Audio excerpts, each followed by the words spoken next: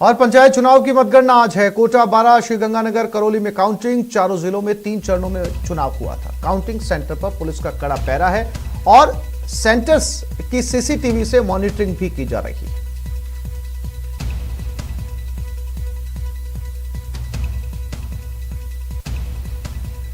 तो गांव की सरकार की काउंटिंग अब से कुछ ही मिनटों में ठीक 11 बजे शुरू होने वाली है। सीसीटीवी कैमरों के जरिए हर सेंटर की जहां पर मतगणना होनी है उन तमाम सेंटर्स की निगरानी, मॉनिटरिंग भी की जा रही है।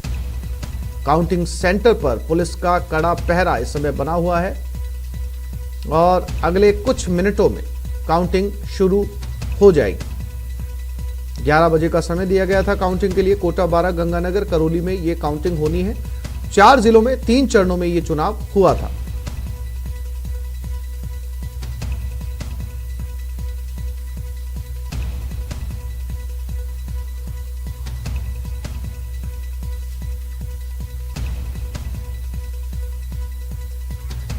तो कोटा, बारां, गंगानगर और इन 3 जिलों में 3 चरणों में यह चुनाव जो है वो करवाया गया था और अब से कुछ ही क्षणों में, चंद पलों में ये काउंटिंग शुरू हो जाएगी और कुछ घंटों में ही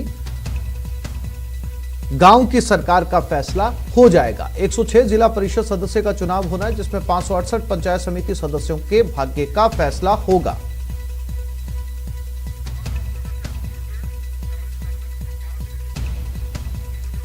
और कोटा से योगेश त्यागी हमारे साथ जुड़ गए हैं, धर्मेंद्र शर्मा करौली से, विपिन तिवारी बारां से। सबसे पहले रुक करते हैं कोटा की तरफ। योगेश, 11 बजे काउंटिंग शुरू होनी थी, क्या काउंटिंग शुरू हो चुकी है?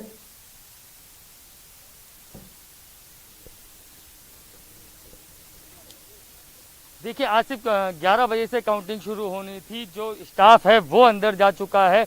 तस्वीरें हम आपको दिखाते हैं कि ये लालपुरा, सांगोद, खैराबाद का यहाँ पर काउंटिंग होने वाली है। यहाँ जो भी अधिकारी हैं, जो भी काउंटिंग करने वाले हैं, उन सबको अंदर प्रवेश करवा दिया गया है। ईवीएम अंदर है, अंदर जो मतगणना रूम है वहाँ पर सब पहुँच चुके हैं और 11 बजे से जो काउंटिंग है वो शुरू हो जाएगी। और जिला प्रशासन का दावा है कि अगले 4 से 4.5 घंटे के अंदर फैसला भी आ जाएगा। काउंटिंग पूरी कर ली जाएगी और बता दिया जाएगा कि जो गांव की सरकार है उस पर किसका कब्जा होने वाला है। आसिफ, बिल्कुल योगेश, चूंकि 11 बजे का समय दिया गया था, सभी कर्मचारी, अधिकारी अंदर जा चुके हैं और योगेश 11 बज भी चुके हैं। लेकिन अगर नतीजों की बात की जाए, जो कोटा के जिला परिषद में चुनाव पंचायत समितियों को लेकर हुए हैं, कितने घंटे के अंदर लगभग तस्वीर साफ हो जाएगी प्रत्याशियों के भाग्य की? योगेश,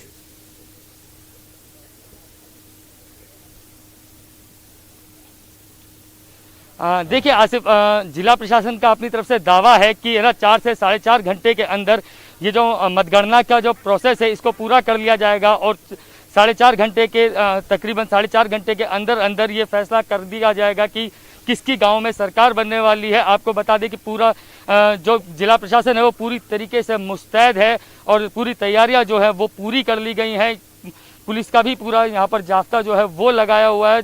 3 सुरक्षा चक्र बनाए गए हैं, हर चप्पे चप्पे पर नजर है और खास तौर से जिला कलेक्टर जो उज्जवल राठौर हैं वो यहाँ पहुँच चुके हैं और उन्हीं की निगरानी में ये काउंटिंग हो रही है। आसिफ, चूंकि अभी मतगणना शुरू हो चुकी होगी योगेश, अब स्थानीय मुद्दों की बात की जाए। चूंकि ये जो गांव के चुनाव होते हैं, पंचायती राज के जो चुनाव हैं, ये बिल्कुल जो है वो दूसरे चुनाव से अलग होते हैं। यहाँ पर जो स्थानीय मुद्दे होते हैं या गांव से जुड़े मुद्दे होते हैं वो बहुत ज्यादा हावी रहते हैं।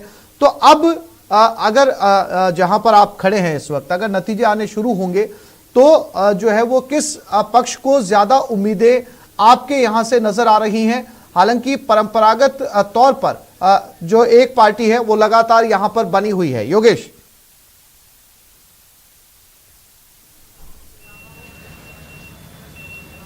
देखिए आसिफ, इसमें हम आपको बता दें कि जो ये गांव की सरकार है, गांव के चुनाव हैं, इनमें जो मुद्दे होते हैं वो भी गांव के ही होते हैं और तो छोटे मुद्दे होते हैं, जैसे सड़कें ना होना, पानी का समस्या, जो समस्याएं होती है वो बहुत छोटी होती हैं और जो वोटर्स हैं वो इन्हीं मुद्दों को ध्यान में रखते हुए अपना जो है मतदान करता है और इन्हीं के भरोसे पर वो अपनी सरकार चुनता है। जो वोटिंग हुई है, हमने गांव के जो लोग हैं, जो वोटर्स हैं, उनसे भी बात की कि किन मुद्दों पर वो लोग चुनाव में मतदान कर रहे हैं, तो बात वही निकल कर आई कि सड़कें, पानी, जो खराब रास्ते हैं, उनको लेकर के जो है वोटिंग हुई है। और कहीं ना कहीं लोग नाराज हैं। जो पुरानी जो ग्रामीण सरकार चल रही थी उनसे, पुराने जो प्रतिनिधि थे उनसे नाराज हैं कि काम नहीं करवाए गए, कई जगह विरोध भी हुआ, मतदान तक नहीं हुआ। तो उसकी वजह यही है कि जो मुद्दे हैं उनसे कहीं ना कहीं जो जनता है वो नाखुश है और कहीं ना कहीं परिवर्तन जनता चाहती है। और हो सकता है कि ये जो मतदान के नतीजे आने हैं और उनमें ये मतदान हमको होता हुआ दिखे। आसिफ, बिल्कुल, करौली का भी रुख कर लेते हैं। धर्मेंद्र शर्मा हमारे साथ जुड़े हुए हैं। धर्मेंद्र, 11 बजे का समय था, 11 बज चुके हैं, काउंटिंग शुरू हो चुकी है वहां पर, और नतीजे जो है वो किसको जो है वो आज खुशखबरी दे सकते हैं? धर्मेंद्र, करौली से।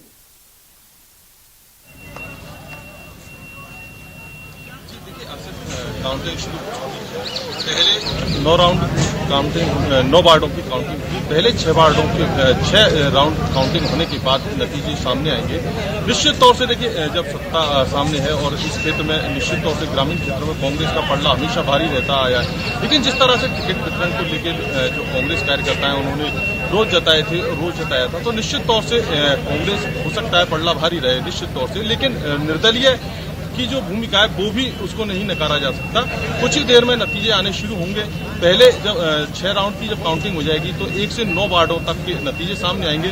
उसके बाद 13 जो राउंड की काउंटिंग हो जाएगी, उसके बाद 9 से 18 तक के परिणाम आएंगे। इस तरह से आगे काउंटिंग बढ़ती जाएगी और लगभग 1 बजे तक ये तस्वीर पूरी तरह साफ हो जाएगी। आसिफ जी। बिल्कुल धर्मेंद्र, चूंकि आपने निर्दलियों का यहां पर जिक्र किया, क्या नतीजों के अंदर बहुत बड़ा धर्मेंद्र परिवर्तन देखा जा सकता है, या नतीजे वही परंपरागत नतीजों की उम्मीद करके बैठी है दोनों बड़ी पार्टियां, चाहे रूलिंग पार्टी हो या विपक्ष की पार्टी हो, या फिर जो है वो निर्दलीय चौंका सकते हैं आपके यहां से?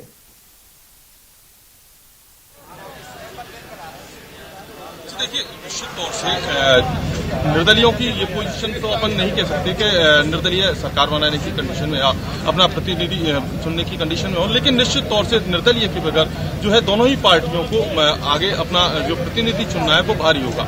जी आप विपिन तिवारी 12 से हमारे साथ जुड़ गए। विपिन, 11 बजे काउंटिंग शुरू होने का समय था, अब नतीजों पर जो है वो सबकी नजर है। कितने घंटे उम्मीद के मुताबिक लग सकते हैं जब तस्वीर 12 से पूरी तरीके से साफ हो जाएगी? विपिन,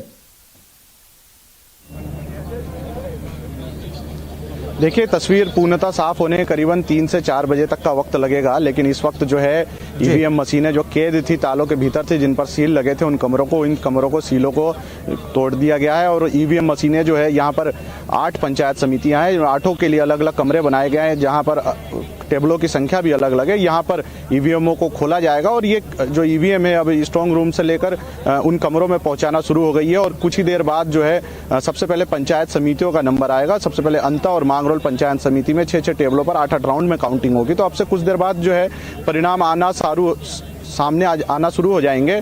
और ये जो पल है सबसे ज्यादा दिल धड़काने वाला पल है, चाहे प्रत्याशी हो चाहे उनके समर्थक हो, सबके दिल अभी तेजी से धड़क रहे हैं। हर कोई इंतजार कर रहा है उस पल का जब उनके हार और जीत का फैसला ईवीएम के माध्यम से होगा और उनके निकलकर उनका भाग्य सामने आएगा।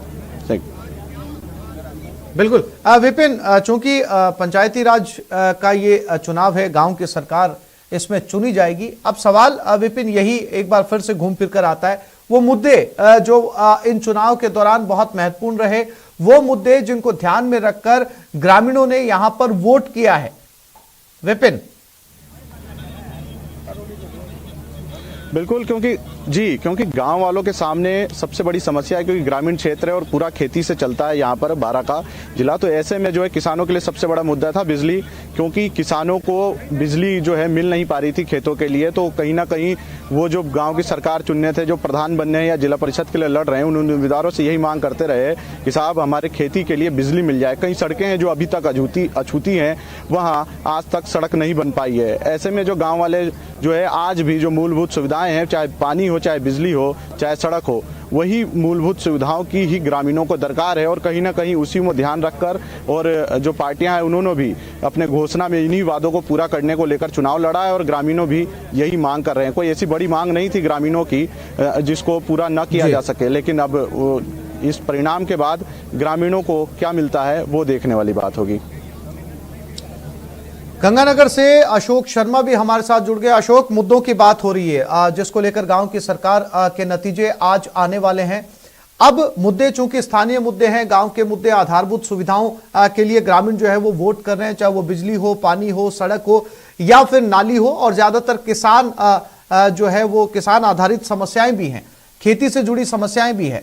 क्या इन्हीं को लेकर आपके यहां गंगानगर में भी वोटिंग हुई है?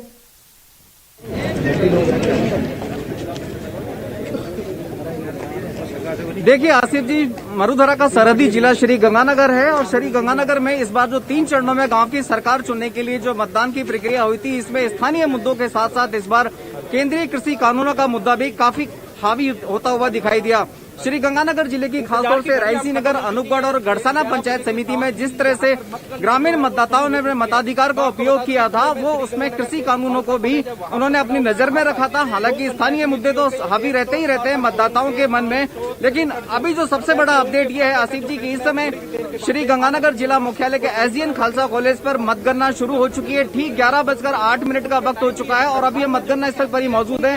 यदि मैं आपको यहाँ का नजारा दिखाए तो देखिए किस तरह से जिला निर्वाचन विभाग के द्वारा मतगणना स्थल पर व्यवस्थाएं की गई है। रायसी नगर, सूरतगढ़, श्री गंगानगर, गड़साना, अनूपगढ़ के साथ साथ श्री करणपुर, पदमपुर, सादुलशहर और श्री विजयनगर पंचायत समिति के में गांव की सरकार चुनने का जो आज मतगणना है उसका परिणाम सामने आ रहा है। अभी हम आपको यदि यहाँ का नजारा दिखाएं तो देखिए जिला निर्वाचन विभाग द्वारा पूरी तरह से यहाँ पर सुरक्षा के चाक चौबंद व्यवस्था की गई है।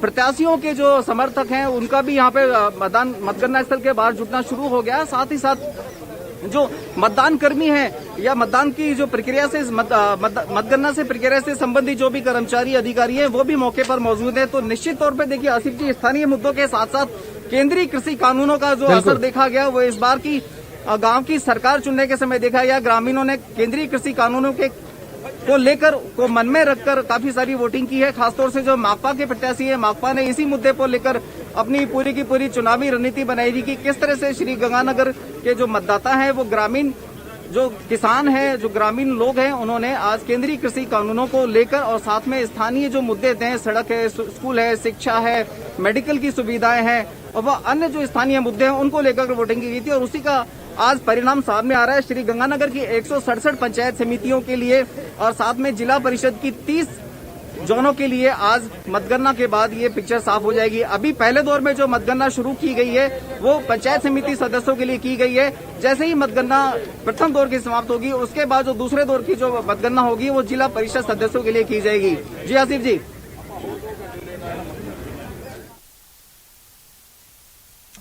बिल्कुल अशोक, चूंकि अब मतगणना शुरू हो चुकी है, आप चारों साथ ही नजर बनाए रखिएगा। समय समय पर नतीजों को लेकर आपसे अपडेट लेते रहेंगे। फिलहाल तमाम तस्वीरें दिखाने और जानकारी देने के लिए आप सभी साथियों का बहुत धन्यवाद।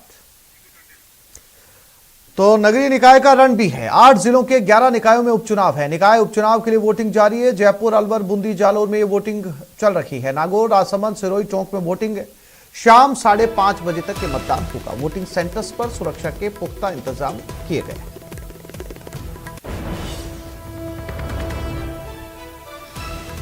8 जिलों के 11 निकायों में ये उपचुनाव है।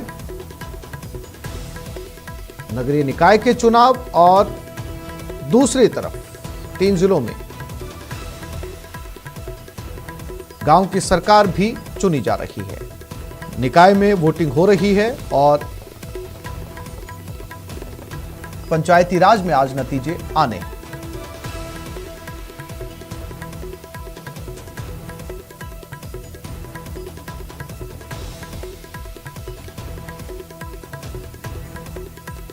तो निकाय उपचुनाव के लिए वोटिंग इस समय चल रही है। जयपुर, अलवर, बूंदी और जालोर में ये वोटिंग इस समय हो रही है।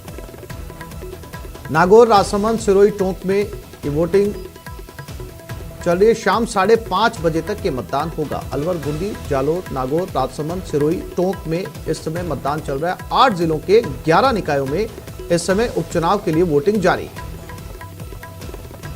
और जयपुर हेरिटेज निगम के 2 वार्ड भी इसमें शामिल हैं।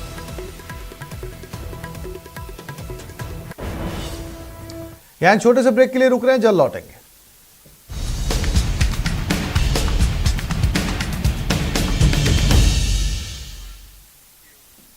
और ये खबर जयपुर से है। ज्वेलरी लेकर एक नौकरानी भाग गई। 17 किलो चांदी के गहने उसने चोरी कर लिए। 25 तोला सोने की ज्वेलरी भी गायब है। कुछ दिनों से काम पर नहीं आ रही ये महिला अब पुलिस इस पूरे मामले की जांच कर रही है।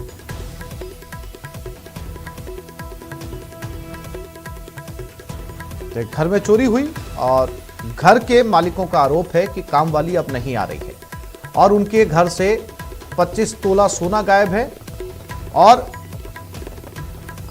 17 किलो चांदी गायब है। यानी इस घर में पहले तो 17 किलो चांदी रखी हुई थी और उसके बाद 25 तोला सोना। अब जब ये नौकरानी नहीं आई, काम वाली नहीं आई, तो घर वालों ने अपना घर संभाला और उसके बाद पता किया तो ये सारा सामान घर से गायब मिला।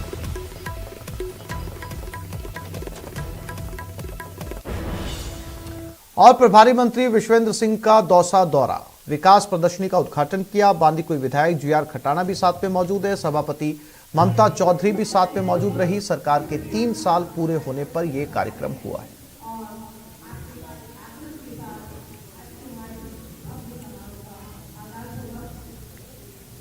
प्रदेश सरकार के 3 वर्ष पूर्ण होने पर जिलों में कार्यक्रम आयोजित किए जा रहे हैं। दौसा में भी जिला स्तरीय कार्यक्रम का आयोजन किया जा रहा है। प्रभारी मंत्री विश्वेंद्र सिंह आज दौसा के दौरे पर हैं और जो यहाँ पर विकास प्रदर्शनी लगाई गई है उसका अवलोकन कर रहे हैं। हमारे साथ प्रभारी मंत्री हैं।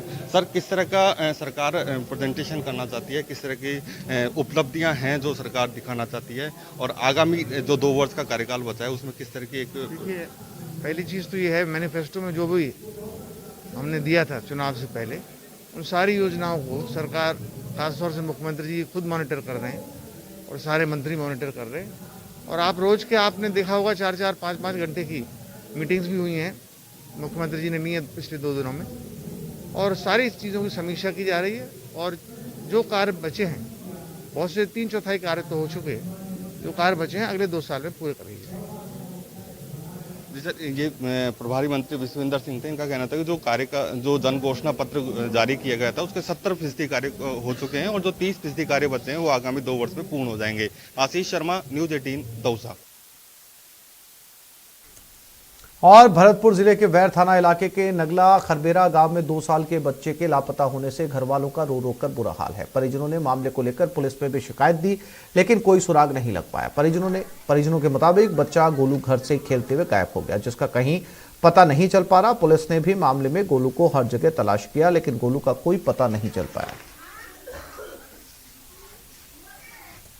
नहीं हो मेरा बच्चा, पूरी सिरसौन में देखो नहीं मिलो, सब राय देख लियो, घर में भी देख लियो पर नहीं मिलो बच्चा। पुलिस को कन्फर्म करी पर वो भी आ गई, उन्होंने भी देखा पर ना मिलो कहूँ भी। चकदसोनी ग्राम पंचायत में नंगला खरवेरा में एक बहुत ही दर्दनाक घटना हुई है, जो कि एक बच्चा 1.5 साल का मोनू बच्चा नाम है उसका, मोंटी, और वो अपने उसकी माँ नहलाने के लिए चली गई थी तो उसके बाद वो बच्चा गुम हो गया। आज शनिवार से आज तक वो बच्चा नहीं मिला है। झुंझुनू के पिलानी में ईओ के ट्रांसफर को लेकर सियासत गर्मा गई है। अचानक से ईओ हटाने से नाराज पालिका अध्यक्ष कमलेश रणवा ने पालिका के ताला लगाकर धरना शुरू कर दिया है। जानकारी के मुताबिक सरकार ने यहां पद स्थापित ईओ तौफीक अहमद को एपीओ कर अभिलाषा सिंह को नियुक्त कर दिया, जिसके बाद ही कांग्रेस की पालिका अध्यक्ष इससे नाराज होकर धरने पर बैठ गई। इस दौरान 25 में से 17 पार्षद भी पालिका अध्यक्ष के समर्थन में धरने पर बैठे हैं। उसको वापस ले जाओ, वापस ले जाओ, जो भ्रष्ट ईओ रही है उसको वापस ले जाओ, वापस ले जाओ, हमें नहीं चाहिए, हमें नहीं चाहिए। अपना पूर्ण निष्ठा और लगन से जो कार्य कर रहे हैं उन कार्यों को रोकने के लिए उनमें अवरोध पैदा किया जा रहा है। तो मैं हमारे तौफीक अहमद जी को यहाँ पे रखने के लिए सरकार से अनुरोध करती हूँ कि हमारी कांग्रेस सरकार इस बात को और ध्यान दे और तौफीक अहमद जी को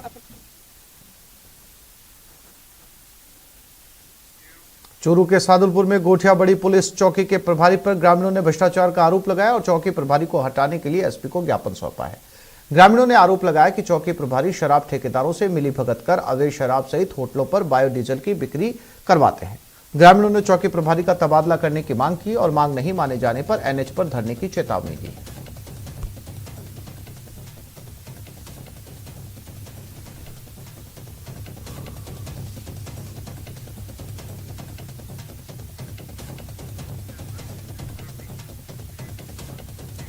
और मरुधरा में शीतलहर ने लोगों को जकड़ रखा है। सर्दी हाड़ कंपा रही है। गलन के कारण लोग दिन भर गर्म कपड़ों में लदे हुए नजर आ रहे हैं। दिन में सूरज की तेजी के कारण गलन का असर कम रहा, लेकिन सुबह शाम सर्दी बरकरार है।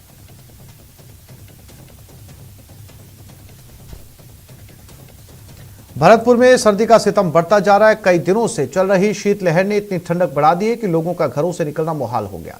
वहीं किसान भी अब अपनी फसलों को लेकर चिंतित है। सर्दी की वजह से पाला भी जमने लगा है। पाले की वजह से सरसों और आलू की फसल में अधिक नुकसान होता है। उत्तर प्रदेश से सटा हुआ इलाका होने के कारण भरतपुर के ज्यादातर क्षेत्रों में आलू की फसल बोई जाती है। हालांकि कृषि विभाग के अधिकारी भी अब किसानों को आलू की फसल को पाले से बचाने के लिए जागरूक कर रहे हैं।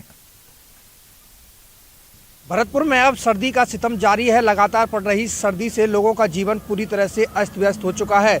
सर्दी इतनी ज़्यादा है कि लोग अब गलन महसूस करने लगे हैं। और अगर बात की जाए कोहरे की, तो जो हल्का कोहरा है, धुंध है, वो भी अब नज़र आने लगी है। सुबह से ही जो है शीतलहर चलने की वजह से जो है लोग अब सर्दी से बचने के लिए जगह जगह अलाप तापते हुए नज़र आते हैं। और साफ तौर पर देखा जा सकता है कि लगातार जो पहले सर्दी पड़ रही थी उसमें अब बढ़ी हुई है, क्योंकि मौसम विभाग की अनुसार जो थी कि लगातार 3 दिन तक शीतलहर पड़ेंगे। शीतलहर के बाद में जो है फिर अधिक सर्दी पड़ेगी। आज की रात का जो न्यूनतम तापमान था वो 2 डिग्री रहा, तो उसके कारण जो है सर्दी जो है वो पड़ने लगी है। और यहाँ पर देखिए सर्दी से बचने के लिए जो लोग हैं वो अलाप तापते हुए नजर आ रहे हैं। तो सर्दी का जो बचाव है बस यही है कि जब सुबह लोग अपने कामों पर निकलते हैं और वो जब सर्दी ज़्यादा होती है तो अलाप तापते हुए नजर आते हैं। कुछ लोग हैं, उनसे बात करने की कोशिश करेंगे। कितनी सर्दी पड़ रही है? सर्दी बहुत जोर से पड़ रही है। सुबह बहुत सर्दी है और ठंड लगती है, और सुबह सर्दी पारा पड़ रहा है, और सुबह घर से निकलते हैं तो ठंड लगती है। किस काम के लिए आए हैं आप यहाँ पे? यहाँ पे बजरी गाड़ी लेने आए थे। तो आज ज़्यादा सर्दी है पहले के बजाय? कल से ज़्यादा सर्दी है। तो आज जो सर्दी है वो ज़्यादा है, इसीलिए लोग जगह जगह अब अलाप तापते हुए नजर आ रहे हैं। तो कहा जा सकता है कि मौसम विभाग की चेतावनी के अनुसार लगातार 3 दिन जो और है शीतलहर चलने की संभावना जताई जा रही है। कैमरा पर्सन दिलीप के साथ दीपक पुरी, न्यूज 18 भरतपुर। और गंगानगर में इन दिनों कड़ाके की ठंड पड़ रही है। हालांकि रात के तापमान में मामूली बढ़ोतरी दर्ज की जा रही है, लेकिन उसके बावजूद गंगानगर वासियों को हाड़ कंपकपाती ठंड चैन से सोने नहीं दे रही। वहीं दिन में धूप खिलने से ठंड से थोड़ी राहत जरूर मिली है, तो वहीं किसानों ने भी चैन के सांस लिए। पूरी जानकारी दे रहे हैं संवाददाता अशोक कुमार शर्मा। अपने घरों में रहें और घर से बाहर निकले भी तो फिर वो अल सुबह का ही वक्त है, ठंड भी है, तो मॉर्निंग वॉकर्स के अलावा बहुत कम लोग ही सड़कों पे दिखाई देंगे। लोगों का जो रूटीन है वो तेज ठंड की वजह से पूरी तरह से बदल के रह गया है। तो ये गंगानगर की तस्वीरें हैं। सरहदी जिला है, पाकिस्तान से बिल्कुल सटा हुआ, और यहाँ पर राजस्थान के उन जिलों में शुमार है गंगानगर जहां सबसे ज्यादा सर्दी का सितम देखा जा सकता है। तरह से बदल के रह गया है। लोग आवश्यक होने पर घर से बाहर निकलते हैं, अदरवाइज प्रयास ये रहता है कि लोग अपने घरों में रहें, और घर से बाहर निकले भी तो फिर वो अल सुबह का ही वक्त है, ठंड भी है, तो मॉर्निंग वॉकर। तो इस बुलेटिन में फिलहाल इतना ही। आगे देखिए क्रिप्टो की समझ।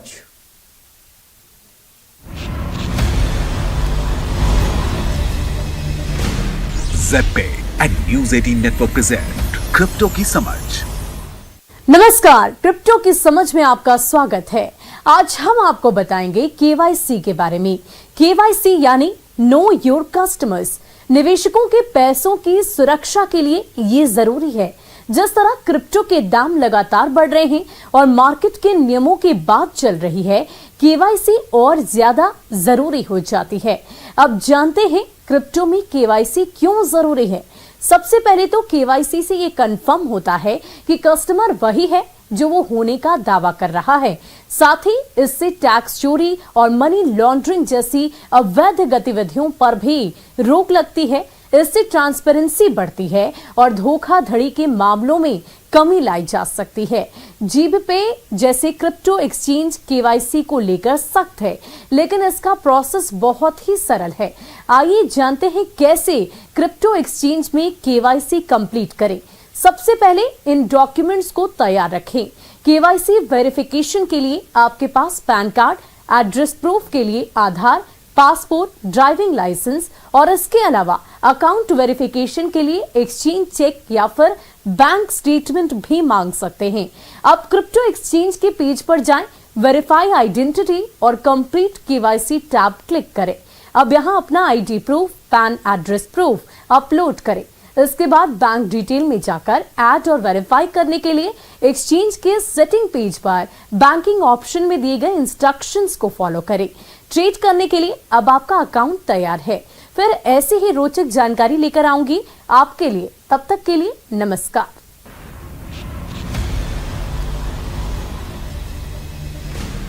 ZPay and News 18 Network present